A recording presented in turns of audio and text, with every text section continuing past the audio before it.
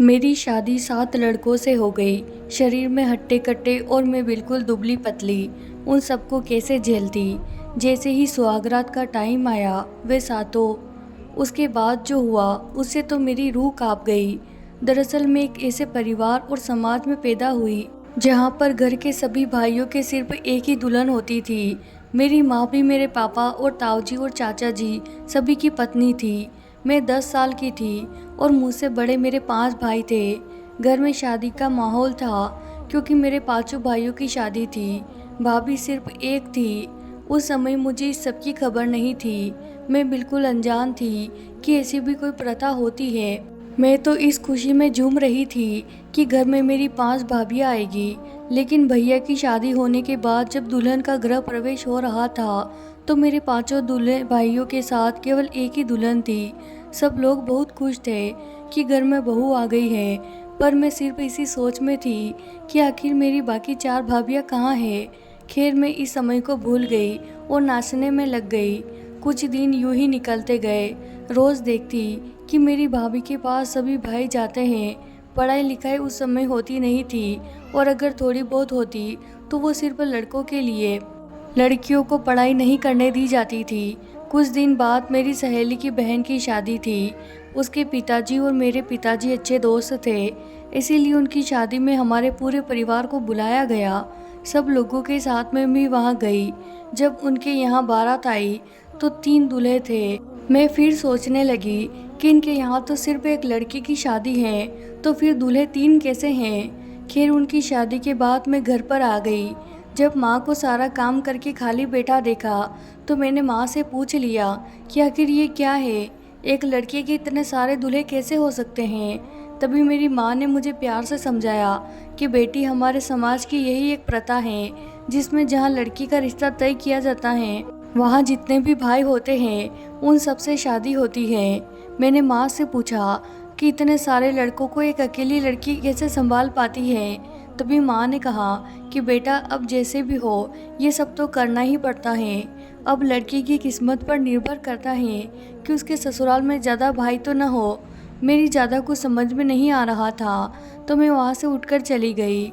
कुछ दिन बाद जब मैं 18 साल की हुई तो मेरे घर पर मेरी शादी करने की बातें चलने लगी। भाई और पापा ने मेरे लिए रिश्ता देखना शुरू कर दिया। मैं बिल्कुल भी खुश नहीं थी शादी करने के लिए, क्योंकि मेरा दिल इसलिए घबरा रहा था कि पता नहीं कितने लड़कों से मेरी शादी होगी और उसके बाद मैं उन सबको कैसे संभालूंगी। लेकिन मेरी कहाँ चलने वाली थी। आखिर होना तो वही था जो घर के बड़े चाहते थे।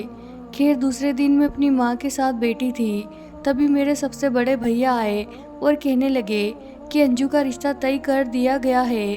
बहुत अच्छा खानदान है और ज़मीन भी अच्छी है और लड़के 7 भाई हैं। ये सुनते ही मेरे पैरों तले से ज़मीन खिसक गई। 7 लड़कों को मैं कैसे संभाल पाऊंगी, बस यही सोच मुझे खाए जा रही थी। मैं बार बार इस समाज को कोस रही थी कि आखिर ये प्रथा किसने और क्यों बनाई है। हम लड़कियों का ख्याल जरा भी नहीं है किसी को। मैंने कई प्रयास किए कि किसी भी तरह ये शादी न हो, लेकिन शायद किस्मत में यही लिखा हुआ था। मैंने अपनी माँ और भाभी से इस बारे में बात की, लेकिन उन्होंने भी मुझे बोल दिया कि तुम्हें अब इसे स्वीकार करना ही पड़ेगा। मेरी माँ कहने लगी कि मैं और तुम्हारी भाभी भी तो यह सब कुछ झेल रहे हैं। शुरू शुरू में तुम्हें तकलीफ होगी, लेकिन बाद में खुद अपने आप सहन करना सीख जाओगी। मैं दुखी मन से वहाँ से चली आई। अब जैसे जैसे शादी के दिन नज़दीक आ रहे थे, मैं गहरी चिंता में डूबी जा रही थी। आखिर वो दिन आ ही गया जिस दिन का हर लड़की को इंतज़ार रहता है, लेकिन मैं इस दिन को नहीं चाहती थी, क्योंकि मैंने शुरू से ही किसी एक का ही सपना देखा था, न कि 7 का। सब लोग अपने अपने काम में लगे हुए थे। कोई तैयार हो रहा था तो कोई बारात के स्वागत की तैयारी में लगा हुआ था। मुझे भी तैयार किया गया। रंग गोरा होने की वजह से मैं सबसे सुंदर थी। दुल्हन के जोड़े में भी मैं बहुत सुंदर दिख रही थी, लेकिन मुझे अपनी सुंदरता नहीं दिख रही थी। मुझे सिर्फ यही चिंता सताए जा रही थी कि आखिर कैसे होगा। तब फिर मेरी इसी सोच में डूबे अचानक कुछ लड़कियों के शोर ने बाहर निकाल दिया, जो कह रही थी कि बारात आ गई है। तभी बैंड बाजे के साथ बारात ने हमारे दरवाजे पर दस्तक दी। खाना पीना करने के बाद मुझे मंडप पर ले जाया गया। वहाँ 7 दूल्हे बेटे थे। मेरा कलेजा धक धक कर रहा था, लेकिन मैं अपनी मजबूरी के आगे कुछ नहीं कर सकती थी। तभी उन 7 ने बारी बारी मेरे मांग में सिंदूर लगाया और एक बड़ा सा मंगलसूत्र एक साथ मेरे गले में पहनाया।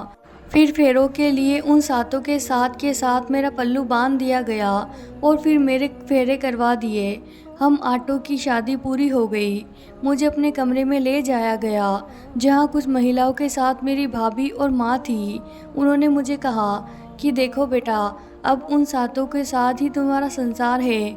तुम कभी भी उन लोगों को निराश मत करना, ना ही कभी उनकी सेवा में कोई कमी रखना। हम सबकी हमेशा लाज रखना। उनकी यह सब बातें मुझे अंदर से झकझोर कर रही थी। मैं चाहकर भी अपने ससुराल नहीं जाना चाहती थी, लेकिन मैं इस प्रथा की जंजीर में इस कदर जकड़ी हुई थी कि चाहकर भी अपने आप को आज़ाद नहीं करवा सकती थी। खैर, विदाई का समय हो चुका था। सब लोगों से मिलकर मैं अपने ससुराल के लिए निकल गई। ससुराल पहुंचते ही सब लोगों ने मुझे खाना खिलाया। इतनी सुंदर बहू पाकर मेरी सास और ससुर बहुत ही खुश थे। जो लोग भी आए हुए थे, सब लोग मेरे ही बारे में बात कर रहे थे, लेकिन उन लोगों की तारीफों का मुझ पर कोई असर नहीं पड़ रहा था जो मेरी चिंता दूर कर दे। अब रात हो चुकी थी। फूलों से सजा और खुशबू से भरे कमरे में मुझे ले जाया गया और मुझे घूंघट निकाल कर वहाँ पर बिठा दिया गया। फिर कुछ देर बाद मेरे सबसे बड़े पति आए। उन्होंने मेरे साथ सुहागरात मनाई और चले गए। मैं दर्द से कराह रही थी, लेकिन फिर भी मैंने खुद को संभाला और अपने कपड़े ठीक किए और फिर से स्टेज पर बैठ गई। फिर दूसरा पति कमरे में आया। फिर उसने भी मेरे साथ सुहागरात मनाई। ऐसे करते करते मेरे 7 पतियों ने मेरे साथ सुहागरात मनाई। सुबह फिर उठकर मुझे घर के काम में लगा दिया गया। रात भर का दर्द मुझे काम करने में अड़चन पैदा कर रहा था, लेकिन मैं आखिरकार कर भी क्या सकती थी। ऐसी रोज़ रोज़ होता रहा। रात भर एक मशीन की तरह वे लोग मुझे नोचते और दिन में घर का काम मेरे हालत ख़राब कर देते। फिर एक दिन मुझे अपने माता पिता से मिलवाने के लिए मेरे मायके ले जाया गया। वहाँ जाकर मैं जब लोगों से मिलकर बहुत अच्छा महसूस करने लगी, लेकिन मैंने अपनी भाभी को सब कुछ बता दिया तो उन्होंने मुझे दिलासा दिया और कहा कि मैं तुम्हारे भाइयों से इस बारे में बात करूँगी। तभी मेरा वापस जाने का समय हो गया और मैं अपने ससुराल चली गई। उधर मेरी भाभी ने मेरे भाइयों से बात करके मेरी सास को बोला कि हमारी अंजू बहुत कमज़ोर है, वह एक साथ 7 लोगों के साथ संबंध बनाने में अभी सक्षम नहीं है, थोड़ा दया करो उस पर। फिर मेरी सास ने मेरे 7 भाइयों के दिन बांध दिए। एक पति एक रात को ही मेरे साथ रह सकता है और इसी तरह हर पति को हफ्ते में एक बार मेरे साथ आने की बारी होती है। अब मैं कुछ ठीक होने लगी थी, क्योंकि अब रोज़ाना सिर्फ एक पति ही मुझसे संबंध बनाता था, लेकिन मेरे सबसे छोटे पति बाकी सबसे अलग था। वो मुझे समझते थे, मेरा मूड का भी ध्यान रखते थे और मेरी हर तकलीफ़ को समझते थे। जब कभी मेरी तबीयत ठीक नहीं होती तो वो मेरा ख्याल रखते थे। मैं भी उनसे ज़्यादा प्यार करती थी। एक सिर्फ वही थे जो मुझे अपनी पत्नी मानते थे। अब धीरे धीरे हम दोनों एक दूसरे के ही सपने देखने लगे। मेरे सबसे छोटे पति को बिल्कुल पसंद नहीं होता था कि मैं उनके बड़े भाई मुझे छुए, लेकिन उनकी और मेरी एक ना चलती थी। आखिर उनकी भी पत्नी थी मैं। एक दिन मेरे सबसे बड़े पति ने मुझसे कहा कि तुम उमेश यानी कि मेरे सबसे छोटे पति को इतना प्यार क्यों करती हो? आखिर हम भी तो तुम्हारे ही पति हैं, हमें तो तुम इस तरह से प्यार नहीं करती। मैं उन्हें कुछ नहीं बोल पाई। फिर उन्होंने गुस्से में मुझे पीटना शुरू कर दिया। मैं दर्द से कराह रही थी, लेकिन उन्होंने मुझ पर बिल्कुल भी दया नहीं खाई। इस तरह से उनकी तरह मेरे बाकी पतियों को भी मेरे उमेश के साथ प्यार बिल्कुल भी नहीं भाता। वह भी मुझे मारपीट का शिकार बनाते। उमेश को यह सब बिल्कुल भी पसंद नहीं आ रहा था, लेकिन बेचारा वह क्या करता।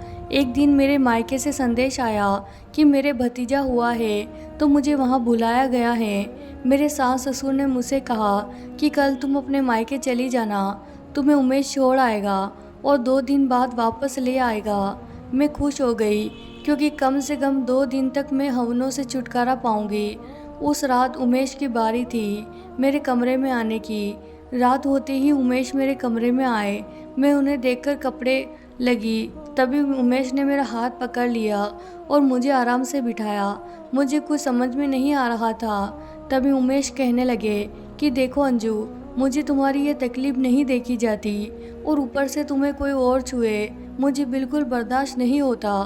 तभी मैंने कहा कि अब हम कर भी क्या सकते हैं, और सच कहूँ तो मैं भी आपके साथ ही रहना चाहती हूँ, क्योंकि मैं भी हमेशा से सिर्फ एक ही पति का सपना देखा है और इस समाज की प्रथा ने मुझे अपने सपनों से ही अलग कर दिया है। तभी उमेश ने मुझे कहा कि अब हम ऐसे नहीं रहेंगे, कल मैं तुम्हारे मायके छोड़कर आऊँगा और वापस आकर घर से पैसे और गहने चुरा लूँगा। फिर 2 दिन बाद जब मैं तुम्हें लेने आऊँगा तो हम लोग वहाँ से कहीं दूर भाग जाएंगे, अपनी अलग दुनिया में। इन सब से दूर उमेश की इस बातों से मुझे बहुत सुकून मिला। अब मुझे एक उम्मीद लगी कि शायद अब मुझे ऐसे अत्याचार नहीं सहने पड़ेंगे। दूसरे दिन मैं अपने कपड़े डालकर मायके के लिए उमेश के साथ निकल पड़ी। तभी उमेश के किसी दोस्त का एक्सीडेंट हो गया तो उमेश को वहाँ जाना पड़ा। तभी उमेश ने मुझे मेरे मायके जाने वाली बस पर बिठा दिया और खुद अपने दोस्त के पास चले गए। तभी प्लान के मुताबिक ही हो रहा था। शाम का समय हुआ। मेरे ससुर के पास मेरे पिताजी की कॉल आई तो उन्होंने कहा कि क्या हुआ जी, आपने आज अंजू को भेजा क्यों नहीं। तब मेरे ससुर ने कहा कि यह क्या बात कर रहे हैं, अंजू को तो सुबह ही बस में बिठा दिया गया था। फिर उमेश के आने के बाद मेरे ससुर ने उमेश से कहा कि अंजू अभी तक अपने घर नहीं पहुंची, क्या तुमने उसे सही से बस में नहीं बिठाया था क्या। तभी उमेश ने कहा कि नहीं, मैं तो उसे अच्छी तरह से बिठा के आया था। अब उमेश भी बहुत घबरा गए कि आखिर अंजू कहाँ गई। मेरे मायके वाले भी आ गए और दूसरा दिन हो गया, लेकिन अभी तक मेरे बारे में कोई भी खबर नहीं आई थी। सबसे ज़्यादा उमेश दुखी थे कि आखिर मैं कहाँ गई। 2 दिन बाद वह मेरे साथ अपनी दुनिया बचाने वाले थे, लेकिन उससे पहले ही यह घटना हो गई थी। मेरी कोई खबर न लगने पर सब लोगों ने पुलिस को खबर करने की सोची और थाने में जाकर रिपोर्ट दर्ज करवा दी। पुलिस अपना छानबीन में लग गई। तभी अंजू की लाश उन्हें सड़क के दूसरे किनारे पर मिली। पत्थर से वार किया हुआ था, जिसकी वजह से अंजू की पूरी बॉडी पिछली सी थी। सब लोगों ने अंजू की बॉडी उसके कपड़ों और हाथ पर बने टैटू से पहचान ली और अंतिम संस्कार कर दिया गया।